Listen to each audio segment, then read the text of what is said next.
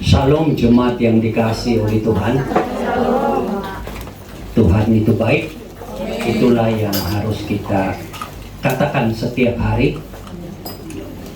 Dengan kata itu dan keyakinan kita akan kebaikan Tuhan. Kita akan terhindar dari segala ketakutan, kekhawatiran, keputusasaan. Karena kita tahu Tuhan itu baik. Kali ini kita akan mempelajari firman Tuhan yang berkaitan dengan Tuhan Yesus Kristus. Dalam kehidupan saudara, kita semua, tentu masalah yang selalu dipertanyakan orang tentang diri Yesus adalah, kalau Yesus itu adalah Tuhan, kenapa dia mengalami kehidupan yang sulit di dunia ini? Misalnya dia dihina, dia haus, dia lapar, dia lelah, bahkan dia bisa menderita, dicambuk sampai berdarah, terluka, dan mati di atas kayu salib. Dan di saat yang lain, Yesus juga selalu berserah kepada Bapa di surga, berdoa, minta kekuatan, pertolongan, dan banyak lagi. Bahkan di saat-saat akhir hidupnya juga Yesus seperti merasa ditinggalkan oleh Allah. Pertanyaan yang selalu datang kepada kita adalah, kalau Yesus itu adalah Tuhan, mengapa semua itu harus terjadi? Karena Tuhan itu kan Maha Kuasa. Tidak ada satupun seharusnya yang kita alami sebagai manusia, Yesus alami. Karena dia adalah Tuhan. Nah, untuk dapat memahami dan menjawab masalah-masalah seperti ini, hari ini saya mengajak saudara untuk mempelajari firman Tuhan. Siapakah Yesus dan kemanusiaannya? Untuk menolong kita, sesungguhnya Yesus yang adalah Allah sepenuhnya itu menjadi manusia adalah hanya karena dia mengasihi kita, berkorban untuk kita. Mari kita membuka Alkitab kita di dalam kitab Kolose.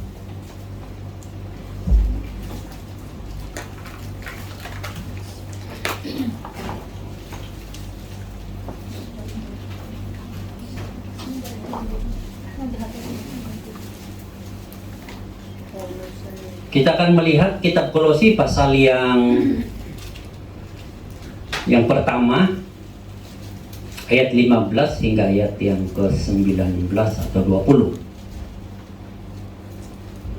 Dan kita akan melihat ayat 9 dari pasal 2. Kolose pasal 1 ayat 15 hingga 20 berbunyi demikian. Ia adalah gambar Allah yang tidak kelihatan, yang sulung lebih utama dari segala yang diciptakan.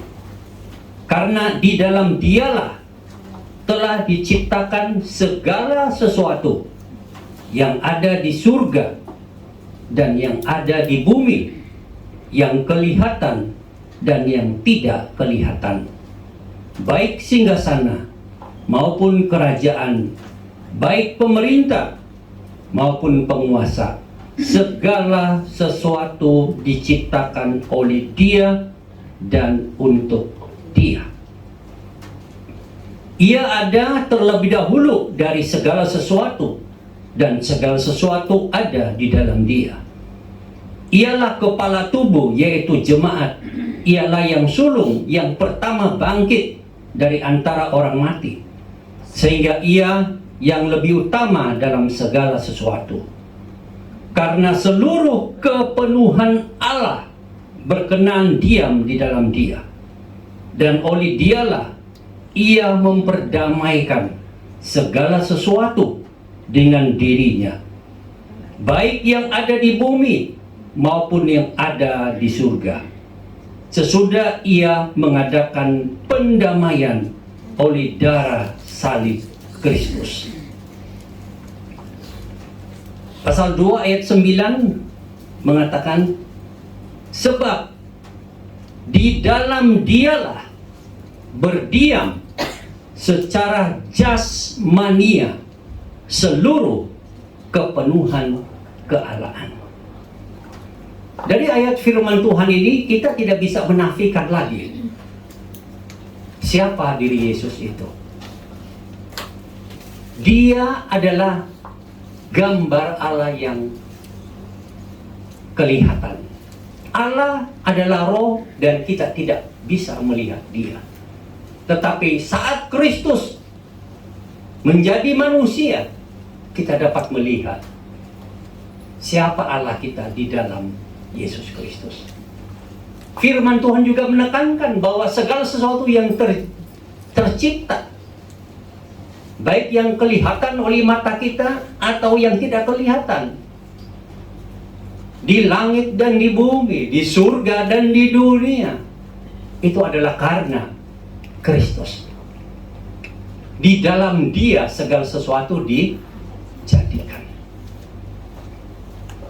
Ia adalah pencipta. Ia adalah Allah yang sesungguhnya.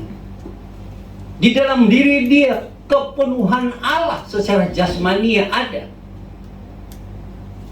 Tetapi pertanyaan kita, kenapa Dia mengalami segala penderitaan?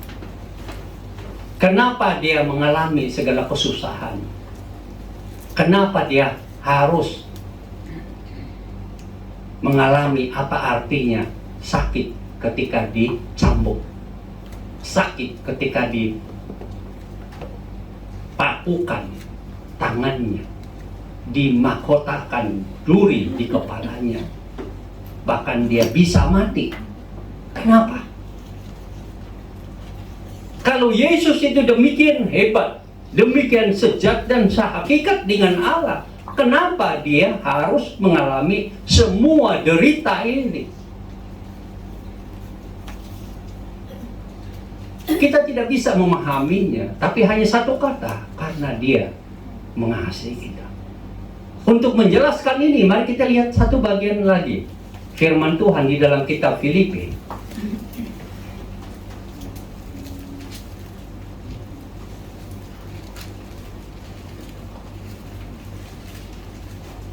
Kita akan melihat kitab Filipi pasal 2 ayat 5 hingga ayat yang ke-10. Firman Tuhan berbunyi demikian. Hendaklah kamu dalam hidupmu bersama menaruh pikiran dan perasaan yang terdapat juga dalam Kristus Yesus, yang walaupun dalam rupa Allah tidak menganggap kesetaraan dengan Allah itu sebagai milik yang harus dipertahankan. Ayat 7, perhatikan baik-baik. Melainkan telah mengosongkan dirinya dan mengambil rupa seorang hamba dan menjadi sama dengan manusia. Dan dalam keadaan sebagai manusia, Ia telah merendahkan dirinya dan taat sampai mati, bahkan sampai mati di kayu salib.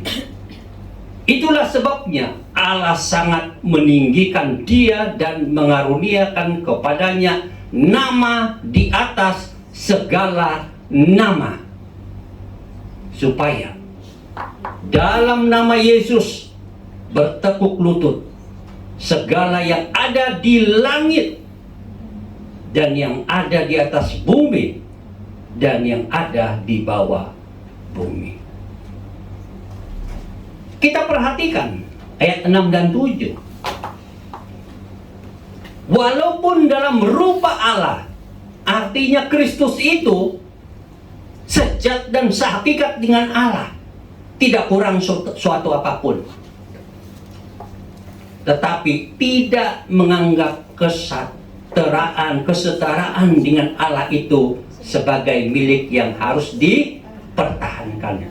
Ayat 7, melainkan telah mengosongkan dirinya dan mengambil rupa seorang hamba dan menjadi sama seperti manusia.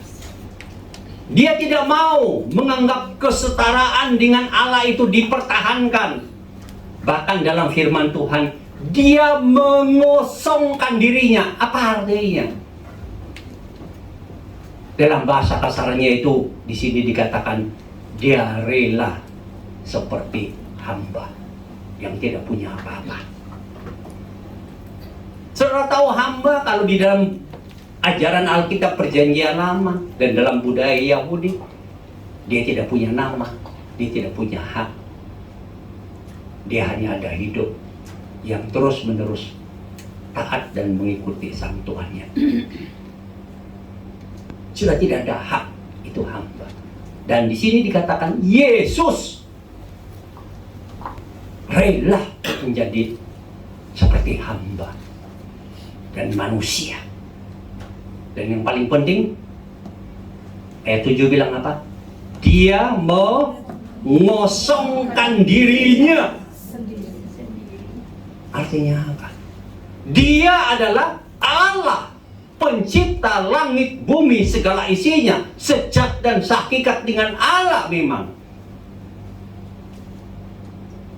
Tapi dia kosongkan semuanya, haknya sebagai Allah yang hanya dengan berkata segala sesuatu terjadi dengan luar biasa. Dan tidak ada apa dan siapapun yang bisa menyentuh tubuhnya, menyakitinya. Karena dia berkuasa di langit dan di bumi. Tetapi dia tinggalkan semua itu. Dia kosongkan dirinya. Nol. Menjadi hamba, menjadi manusia. Itulah sebabnya. Sebagai manusia, dia mengalami apa yang saudara alami. Saat dicambuk, saudara merasa sakit, Yesus merasa sakit. Saat saudara lapar dan haus, Yesus merasa lapar dan haus.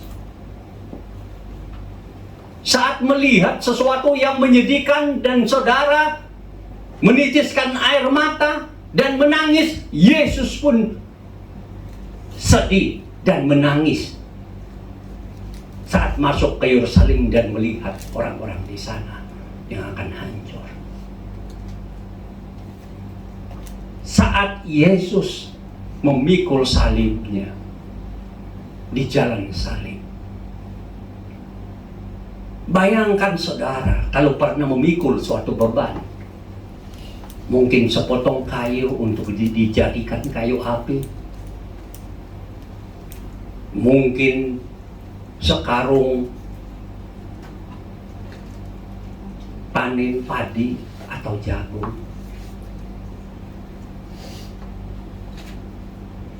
Bagaimana rasanya mengangkat beban yang berat itu? Pasti itu sangat menyedihkan, sangat menyakitkan, sangat melelahkan. Yesus mengangkat salib.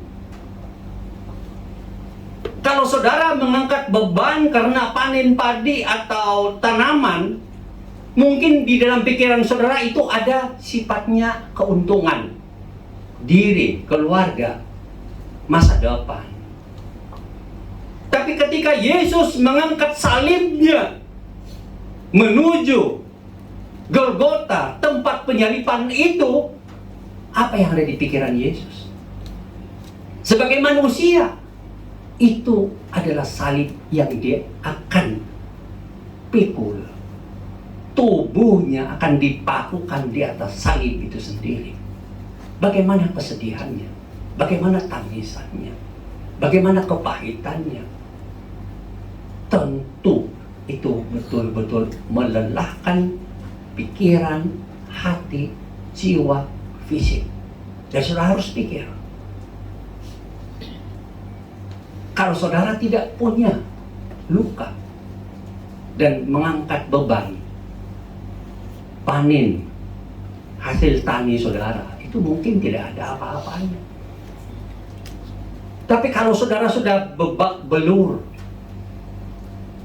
kaki, tangan, bahkan seperti yang firman Tuhan katakan, sudah tidak kelihatan seperti manusia lagi. Karena saking begitu cambukan yang luar biasa itu dialami dan ditambah memikul salib. Makanya masuk akal sekali di dalam perjalanan salib itu. Yesus jatuh dan jatuh dan malah dipukuli. Tetapi ada orang lain yang mengambil salibnya karena sudah tidak bisa mengangkatnya sendiri. Masuk akal sekali. Karena beban itu berat, menyakitkan tubuhnya yang begitu terluka, berjalan dengan sulit, mengangkat dengan sulit. Betul-betul Yesus menderita di dalam tubuh manusia. Kenapa? Karena dia sudah tinggalkan kealahannya. Dia sudah kosongkan dirinya dari segala kemampuan ilahi yang luar biasa itu. Kalau saja dia tidak tinggalkan kealahannya, dia tidak tinggalkan atau kosongkan dirinya dari kemahakuasaannya yang hebat itu, tentu siapapun tidak bisa mendekatinya.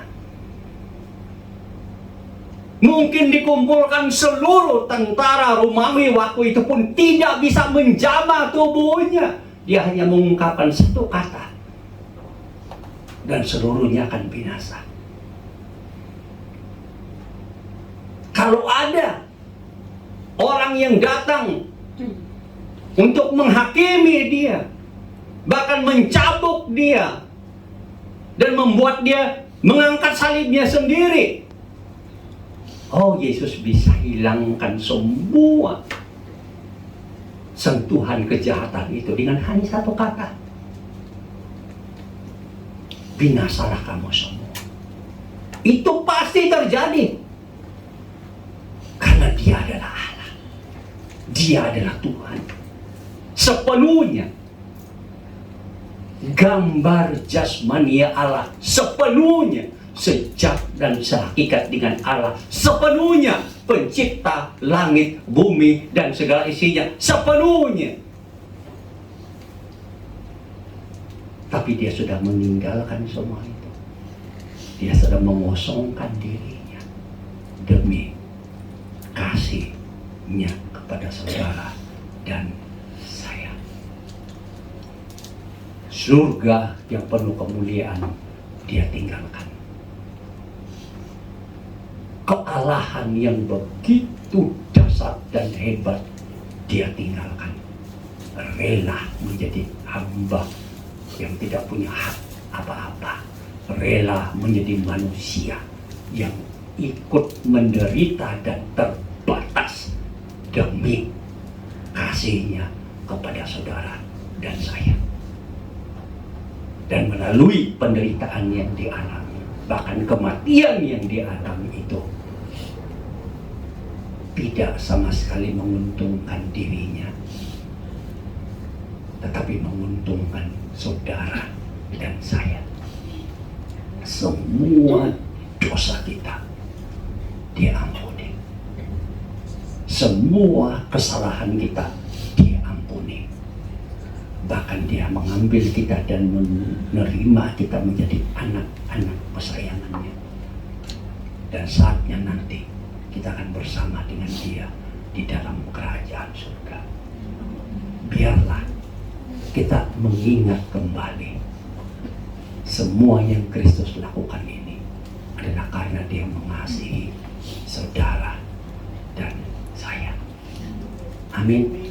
Mari kita berdoa.